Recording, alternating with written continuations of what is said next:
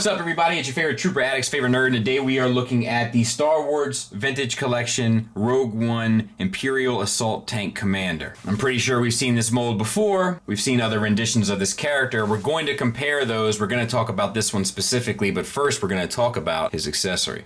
So he comes with this blaster. It's sculpted well enough, and then it is dry brushed with a silver throughout, and looks pretty good. And he holds that gun just fine. All right, and for this guy, we have, let's take a look. Single ball peg for the head, and it works well enough. You get down, you get up, swivel, side to side, etc. And this is a 3 3/4 figure, so I'm a little bit more forgiving, as I've kind of stated. Black paint that's done pretty well, and then we have some weathering that's not done too sloptopus. It's done fairly well, which is nice.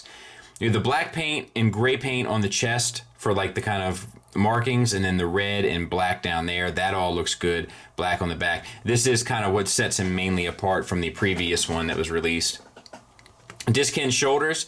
The shoulder pads will go underneath the chest armor, which is nice to get you almost out to the side 90 degrees. Maybe you can force it a little bit. Pretty close.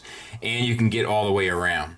Then you have the gray paint and black paint plus the weathering throughout, which we've already talked about. Single hinged elbow with a swivel. You have a swiveled wrist. This one hinges in out. This one hinges up down, which is perfect for holding a firearm. So that was done extremely well. Then we have a single...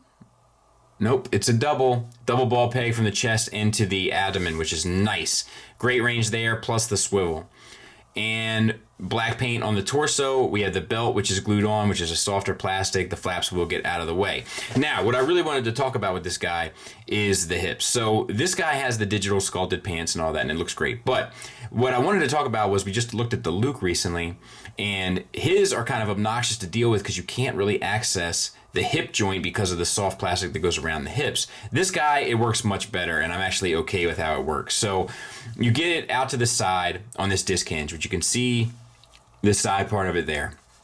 You can get out to the side pretty much for the full Van Damme. Now, for the full Monty, you just rotate it, then you move it up, and then you rotate at the thigh swivel to straighten the leg back out, and now you got his leg fairly far forward. So this one works a lot better than the Luke for what it's worth.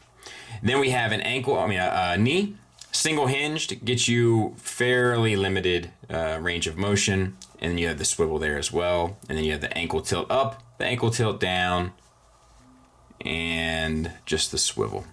And then we have some paint at the bottom of the shoe, or the boot rather, and then we have the weathering. So this one's actually pretty effective and efficient. You know, it's a little bit of both, I guess, but it's pretty well done.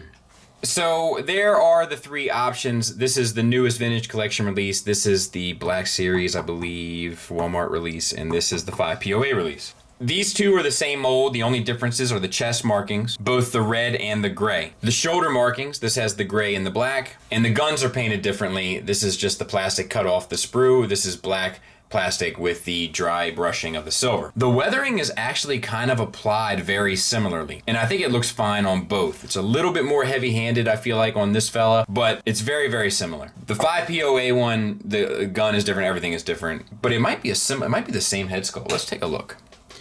Let's see if this will pop off the peg. Yeah, so that's the same. So that's interesting. That's smart. To get a little bit more bang for your buck, I suppose.